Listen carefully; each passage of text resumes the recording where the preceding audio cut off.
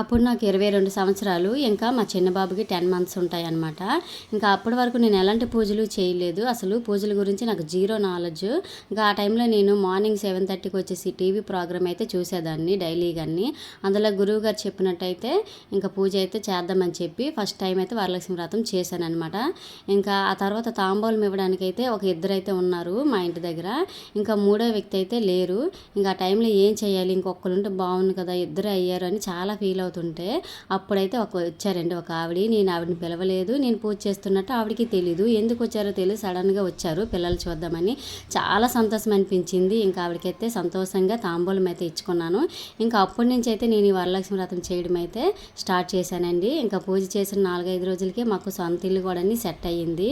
ఇప్పుడైతే అన్నీ కూడా బాగా తెలిసి పూజ ఎలా చేసుకోవాలి, ఏ దేవుడికి ఎలాంటి నైవేద్యాలు పెట్టాలి, పువ్వులు పెట్టాలని చాలా వరకు అయితే ఇప్పుడు నేర్చుకున్నానండి. చాలా సంతోషంగా ఉంది.